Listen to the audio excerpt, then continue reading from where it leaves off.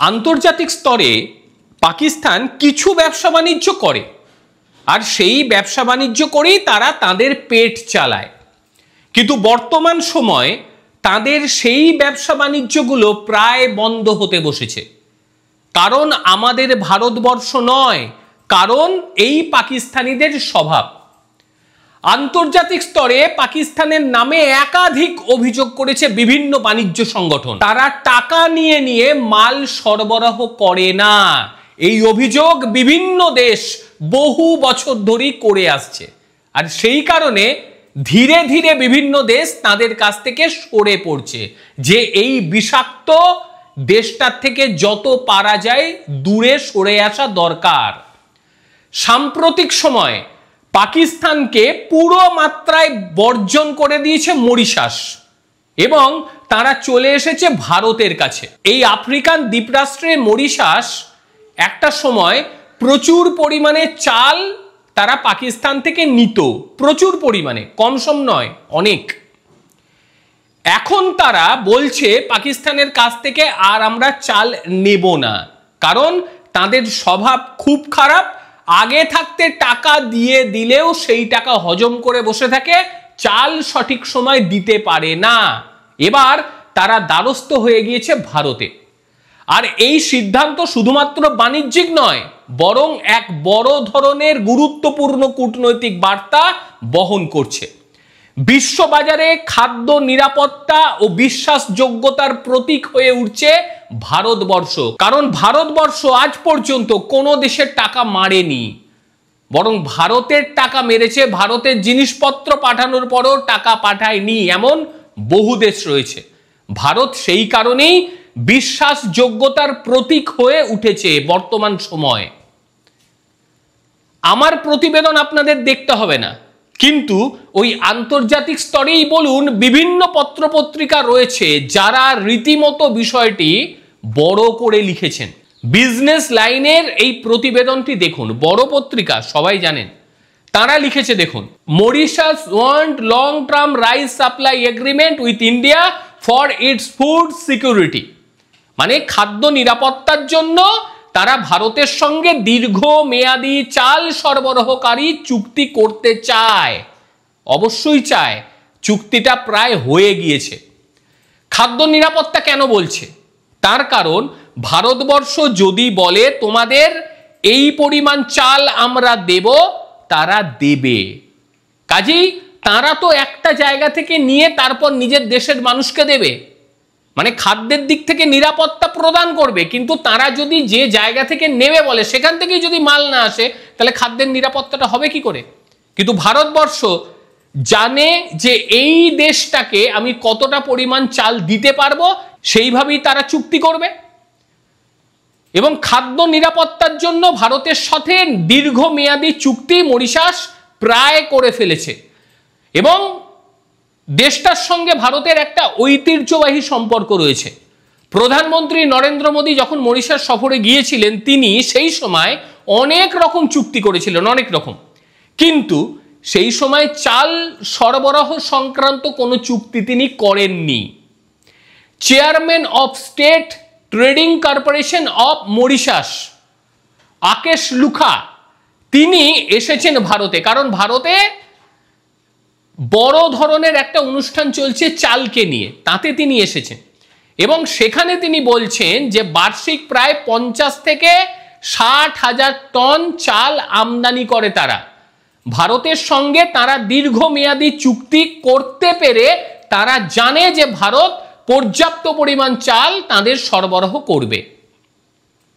30 থেকে 31 অক্টোবর নয়াদিল্লিতে অনুষ্ঠিত হচ্ছে গ্লোবাল রাইস কনফারেন্স, মানে বিশ্ব চাল সম্মেলন। সেখানে এসেই কিন্তু মরিশাস সরকারের প্রতিনিধি হিসেবে তারা বলেন যে ত্রৈমাসিক উন্মুক্ত বৈষয়িক দরপত্রের মাধ্যমে প্রায় 250 টন বাসমতি এবং 8000 টন বাসমতি এবং নন বাসমতি চাল তারা ক্রয় করবে, যা তাদের বার্ষিক আমদানির প্রয়োজনের প্রায় 33 টন সরকারি খাতে যায়। মানে এই চালগুলো সবই সরকারি খাতে পৌঁছে যাবে। According to USDA data, Mauritius তাদের যে তথ্য তাতে বোঝা যাচ্ছে যে মরিশাস 2023-24 সালে প্রায় 63,000 টন চাল আমদানি করেছিল, যা 2024-25 সালে 55,000 টনে নেমে যায়। 2025-26-এর যে বিপণন বাজার তা 60,000 টনে বৃদ্ধি পেতে পারে, এটা পূর্বাভাস আসছে। Indian agri trade promotion body, যাকে আমরা অনেকেই বলি APEDA, ভারত 2023-24 সালে মরিশাসে 50,000 টনেরও বেশি চাল রপ্তানি করেছিল, যা 2024-25 সালে 31,500 টনে মানে বাসমতি চাল যায় এবং 42,000 টনে নেমে এসেছে, অনেকটাই কম। চলতি অর্থ বছরে এপ্রিলে আগস্ট সময়কালে 16,247 টন বাসমতি চাল এবং 664 টন বাসমতি নন বাসমতি চাল আমদানি করা হয়েছিল। ভারতের কমে যাওয়ার কারণ ভারত নিজে থেকে কিন্তু রপ্তানি বন্ধ রেখেছিল, সেই সময় ভারতের নিজেদেরই প্রয়োজন ছিল। আপনারা জানেন যে আমেরিকাতেও কিন্তু বাসমতি চাল ভারত আর সেইভাবে পাঠাতে চাইছিল না। এবারে পাকিস্তান তারা কেন যাচ্ছে না, এর তো কারণ অবশ্যই রয়েছে। হঠাৎ করে পাকিস্তানের সঙ্গে সম্পর্ক কেনই বা তারা ত্যাগ করতে যাবে? কারণ এর আগে পাকিস্তানের সঙ্গে তাদের একটা চুক্তি ছিল, সেই চুক্তি অনুযায়ী পাকিস্তান থেকে চাল তারা পেত, কিন্তু সাম্প্রতিক বছরগুলিতে পাকিস্তানের রপ্তানির যে গুণমান সেটা একেবারে পড়ে গিয়েছে। তারপরে তাদের সরবরাহ অনিশ্চিত হয়ে যায়, একটু আগেই বলেছিলাম টাকা নিয়ে নিচ্ছে, সরবরাহ করছে না। আন্তর্জাতিক পেমেন্ট সংক্রান্ত জটিলতা, বললাম টাকা নিচ্ছে উপরন্ত মাল দিচ্ছে না, বিভিন্ন সময় তাদেরকে টাকা পাঠানোর ক্ষেত্রেও প্রতিবন্ধকতা সামনে চলে আসছে। এই সমস্ত কারণে বিভিন্ন অসন্তোষ তৈরি হয় এবং মরিশাস সরকার বাধ্য হয়ে বলে যে না ভাই, এসব পাকিস্তান ছাড়ো, যেখানে একদম খুব ভালোভাবে আমরা পাবো পরিষেবা সেখানে যাব। আর ভারত ছাড়া এই মুহূর্তে গোটা বিশ্বে কেউ নেই এবং ভারতকে বেছে নিয়েছে তার কারণ স্থিতিশীলতার সঙ্গে নির্ভরযোগ্যতা হিসেবে তারা কাজ করবে। ভারত বর্তমানে বিশ্বের দ্বিতীয় বৃহত্তম চাল উৎপাদনকারী দেশ এবং রপ্তানির ক্ষেত্রেও তারা শীর্ষস্থান অধিকার করে রয়েছে। বিশেষ করে বাসমতি নন বাসমতি উভয় ক্ষেত্রেই বেশ ভালো গুণমান তারা রাখে। সরবরাহের ক্ষেত্রেও ভারতবর্ষ ওই আফ্রিকার দেশগুলোতে প্রচুর পরিমাণে পাঠায়। শুধু মরিশাস নয়, শুধু মরিশাসে চাল যাচ্ছে না, ইতিমধ্যেই আপনারা অনেকেই জানেন কেনিয়া, নাইজেরিয়া, ঘানা, মোজাম্বিক এই সমস্ত দেশে কিন্তু ভারত চাল পাঠাচ্ছে। সেখানে বাসমতি বা নন বাসমতি চাল হতেই পারে, বিভিন্ন রকম চাল আছে।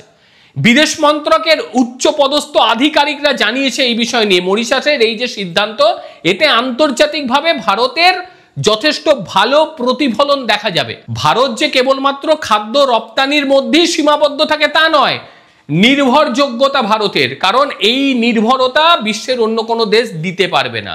সেই কারণেই পাকিস্তানকে ত্যাগ করে ভারতের দিকে তারা এগিয়ে আসছে এবং কূটনৈতিক ও বাণিজ্যিক ক্ষেত্রে পাকিস্তানের বড় ধরনের ধাক্কা তারা পেয়ে গেল।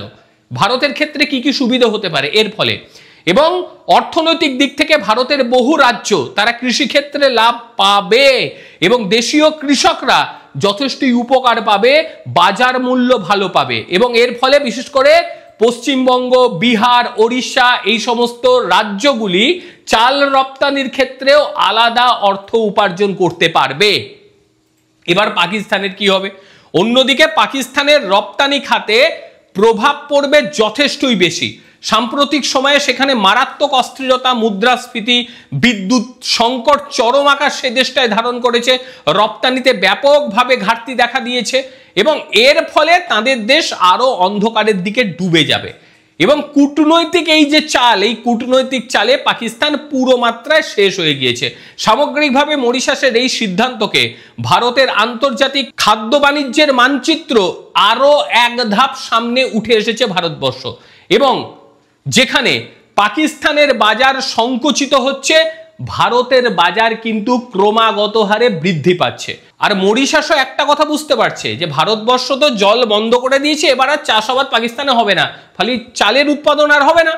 অপরদিকে আপনারা সবাই জানেন, এর আগে ভিডিও করেছিলাম, আফগানিস্তান তারাও কিন্তু জল বন্ধ করে দিয়েছে, মানে করে দেবে। আর তাদের জলবন্ধ হয়ে যাবার ফলে ওই খাইবার পাখতুনখোয়া যে এলাকা সামান্য যে চাষাবাদ হতো এবং একই সঙ্গে কাবুল নদী তাদের যে পাঞ্জাব প্রদেশে চাষাবাদ করাতো, সেটাও শেষ হয়ে যাবে। কাজেই এই দেশটার ভবিষ্যতের কথা ভেবে মরিশাস তারা ভারতের দিকে চলে এসেছে, দেখছে ভাই শস্য শ্যামলা, যেখানকার মানুষজন ভালো, যেখানকার মানুষজনের কথার দাম রয়েছে, যেখানকার মানুষজন বেঈমান নয়, আমরা সেই দেশের কাছেই যাব। আর সেটাই হয়েছে। অন্ধকারের মধ্যে কিভাবে ডুবছে একবার দেখুন। ক্রমাগত হারে যাও চাল টাল বিক্রি করে 2-1 পয়সা পেত, এবার সেটাও পুরো মাত্রায় বন্ধ হয়ে যাবে। পাশের দেশটারও ঠিক একই হাল হতে চলেছে। এটা শুধুমাত্র সময়ের অপেক্ষা। একই যা এসআইআরের কারণে বিভিন্ন ভারতের জায়গা থেকে পালানো শুরু হয়েছে, তাতে সে দেশেও খাদ্য সংকট বাড়বে, কমবে না। যাই হোক, আজকের প্রতিবেদন আপনাদের ঠিক কিরকম লাগলো অবশ্যই জানাবেন। আর ভারতবর্ষ যেভাবে চাল বিশ্বের বিভিন্ন জায়গায় পৌঁছে দিচ্ছে, এতে আপনাদের ঠিক কি মনে হয় ভারতের বিশ্বাসযোগ্যতা, খাদ্য নিশ্চয়তার ক্ষেত্রে ভারত ঠিক কোন জায়গাটা অধিকার করবে? প্রত্যেকে ভালো থাকবেন, সুস্থ থাকবেন। আবারও দেখা হবে অন্য কোনো দিন অন্য কোনো ভিডিওতে। ততক্ষণের জন্য নমস্কার, ভালো থাকবেন।